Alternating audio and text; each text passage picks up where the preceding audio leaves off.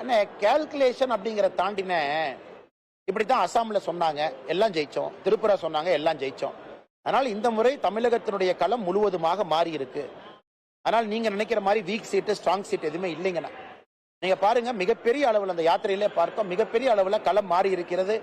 2024 பாராளுமன்ற தேர்தல் அதற்கு ஒரு என்ன சொல்றதுன்னு ஒரு ப்ரூஃபா இருக்கும். ஏன்னா நம்ம சொல்லுவோம் ஒரு பானை சோறுக்கு ஒரு சோறு பதம் என்பது போல 2024 பாராளுமன்ற தேர்தல் ரிசல்ட் பாருங்க.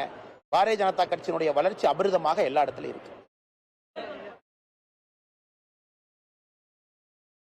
அண்ணே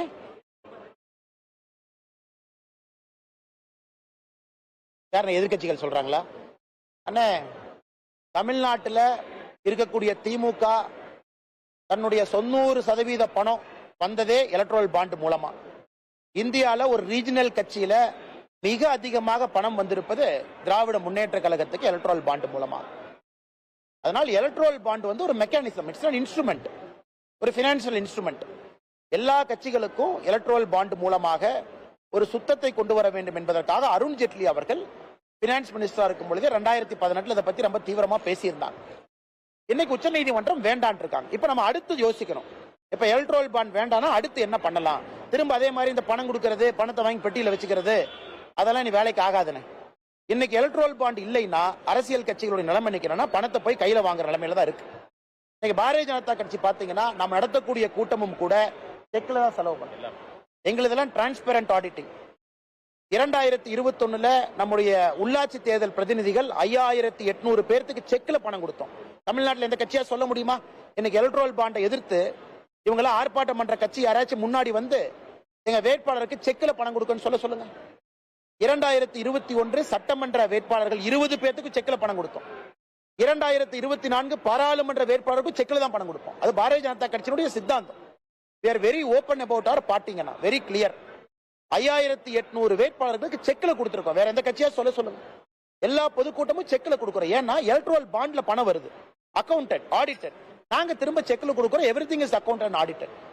இன்னைக்கு எஸ்பிஐ உச்சநீதிமன்றத்தில் என்ன சொல்லியிருக்காங்கன்னா, எஸ்பிஐ உச்சநீதிமன்றத்தில் மார்ச் 8ஆம் தேதிக்குள்ள இந்த டேட்டாவை கொடுங்கன்னு உச்சநீதிமன்றம் கேட்டிருக்காங்க. மார்ச் 6ஆம் தேதி எஸ்பிஐ சொல்றாங்க 22,217 பாண்டு வித்திருக்கும். 22,217 பாண்டு 2019 இருந்து. இந்த ஒரு பாண்டுக்கும் 2 என்ட்ரி, அப்படின்னா 44,534 என்ட்ரி இருக்கு. பையர், செல்லர், இது ரெண்டையும் மேட்ச் பண்ணி கொடுக்கணும். நீங்கள் கொடுத்திருக்கக்கூடிய நாள் குறைவா இருக்கு. தயவு செஞ்சு எங்களுக்கு ஜூன் 30ஆம் தேதி வரைக்கும் டைம் கொடுங்க. முழுவதுமா இந்த 44,434 என்ட்ரியும் கம்ப்ளீட் பண்ணி கொடுக்கறோம்னு அவங்க சுப்ரீம் கோர்ட்ல ஒரு அஃபிடவிட் தாக்கல் பண்ணிருக்காங்க. உச்சநீதிமன்றம் அதை பரிசீலிக்கும். அதை கண்டெம்ட் ஆஃப் கோர்ட்னு அந்த ஏடிஆர் அமைப்புகள் திரும்ப போயிருக்காங்க. இது உச்சநீதிமன்றம் எடுக்க வேண்டிய முடிவு. இதுல பாரதிய ஜனதா கட்சிக்கு எங்கன்னா சம்பந்தம்? தமிழ்நாட்டில் இருக்கக்கூடிய திமுக 90% அவர்களுக்கு வந்திருக்கக்கூடிய பாண்ட் எலக்ட்ரல் பாண்ட். இன்னைக்கு போராட்டம் பண்றக்கூடிய கட்சி சொல்லட்டும், காங்கிரஸா இருக்கட்டும், வேற கட்சியா இருக்கட்டும், இல்ல நாங்க எலக்ட்ரல் பாண்ட்ல ₹1 கூட பணம் வாங்கலின்னு சொல்லிட்டவங்க. இன்னைக்கு போராட்டம் பண்றாங்கல்ல, அவர்கள் வந்து பத்திரிகையாளர் சந்திப்புல சொல்லட்டும், நாங்கள் எலக்ட்ரல் பாண்ட்ல ₹1 கூட வாங்கல. எலக்ட்ரல் பாண்ட் ஒரு மெக்கானிசம் அருண் ஜேட்லி கொண்டு வந்தது. இன்னைக்கு சுப்ரீம் கோர்ட் சரியில்லைன்னு சொல்லிருக்காங்களா, பரவாயில்லன்னு அடுத்த மெக்கானிசத்தை கண்டுபிடிப்போம். எனக்கு எஸ்பிஐ தனியா சொல்றாங்க 44,434 என்ட்ரிய மேட்ச் பண்ணி கொடுக்கணும். நாங்க தப்பாக்கு கொடுத்தா பிரச்சனை ஆயிரும், கண்டெம்ட் ஆஃப் கோர்ட். கொஞ்சம் கால அவகாசம் கொடுங்கறாங்க. இதற்கும் ஆளும் கட்சியும் சம்பந்தப்படுத்தி பேசுவது என்ன சொல்லுவாங்கன்னா, அமாவாசைக்கும் ஐயருக்கும் முடிச்சு போடுற மாதிரி.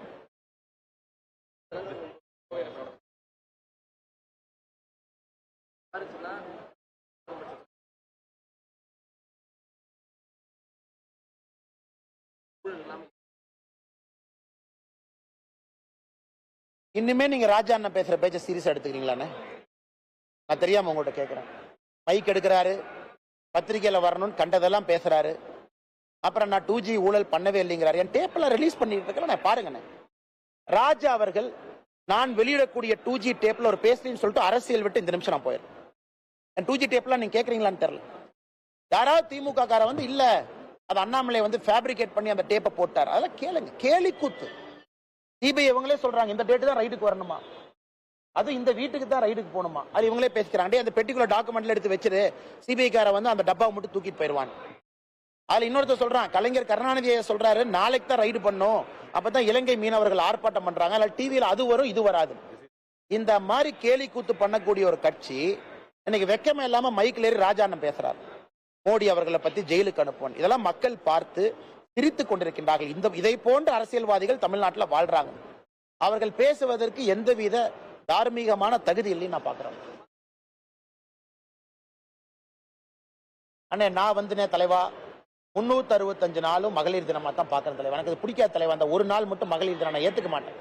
நீங்களாம் கொண்டாடுறீங்க, அப்புறம் நான் விஷ் சொல்லினா நீ தப்பா சொல்லிடுவீங்க, மகளிருக்கு எதிரின்றீங்க. அதனாலதான் நானும் விஷ் போடுறேன். இது வந்து இந்தியா, நம்முடைய பாரதம், நம்முடைய கலாச்சாரமே மகளிர் தாய்மார்கள், சகோதரிகள், பெண்களை முன்னிலைப்படுத்தி இருக்கிற நாடு. ஏன்னா 1 லட்சத்திற்கு மேல இந்து கடவுள் இருந்தா கூட 99% அது பெண் கடவுள். என்னுடைய குலதெய்வம் பெண் கடவுள், உங்களுடைய குலதெய்வம் பெண் கடவுள், எல்லாமே அப்படித்தான். இது மேற்கத்திய பாணி. மகளிருக்கு ஒரு நாள் ஒதுக்குவோம், அவங்கள ஒரு நாள் கொண்டாடுவோம். என்ன ஒரு நாள் கொண்டாடுறது? 365 நாள் கொண்டாடக்கூடாதா? ஆனால் என்னை பொறுத்தவரை 365 நாட்களும் மகளிர் தினம் தான். ஆனா இன்னைக்கு மகளிர் அவர்களை வெளிப்படையாக பாராட்டுவதற்கு ஒரு நாளா பாக்குறேன், அவ்வளவுதான்.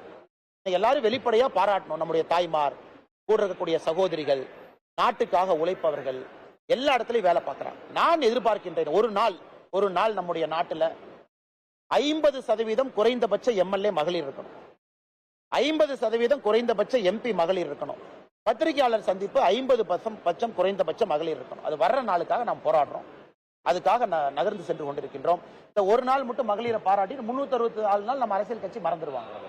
நான் 33% இடஒதுக்கீடு கொண்டு வந்தேன். எத்தனை பேர் என்ன பாராட்டினாங்க தமிழ்நாட்டில் இருக்கிற அரசியல் கட்சி? இன்னைக்கு மட்டும் வாய்களையே மகளிர் தின வாழ்த்துக்கள்னு பேசுறாங்க. இவங்க என்ன சொல்லியிருக்கணும்? நாங்க ஆட்சிக்கு வந்து 50% கொண்டு வருவோம். அது ஒரு பேச்சு, அதுக்கு பதில் கருத்து இருக்கு, பதில் பேச்சு இருக்கு, பேசலாம். அது எதுவுமே பேச மாட்டாங்க. ஆனா அந்த ஒரு நாள் மட்டும் மகளிரை பாதுகாக்கிறேன். ஏன் 365 நாள் இதை பத்தி நாம ஏன் மகளிரை கொண்டாட மாட்டோம் அப்படிங்கறத என் கேள்விங்க. அப்படியான தெரியல. கவர்னர் ஐயா இதே விமானத்தில் வந்தார். அவர் சீட்டு 1, நான் சீட்டு 26. தயவு செஞ்சு அதை முடிச்சு போட்டுறாதீங்க. தலைமை தேர்தல் அதிகாரி வேற ஏதோ சீட்டு நாளா பாக்கலன்னு தலைவா, நான் சீட்டு 26 தலைவா, கடைசி சீட்டு. அதனாலதான் கடைசியா வந்து இந்த பிரச்சனையே வேண்டாம் தான் பிளைட்ல கடைசி சீட் எடுத்து உட்காந்துக்க. எமர்ஜென்சி எக்ஸிட் பக்கத்துல உட்கார்ந்தாலும் பிரச்சனை பண்றீங்க. முன்னறிக்கையில் உட்காந்து யாராச்சும் விஐபி பக்கத்துல போட்டோ எடுத்து போட்டுறாங்க. பேசாம கடைசி சீட்ல உட்காந்து வருவோம், நமக்கு எதுக்கு பிரச்சனை?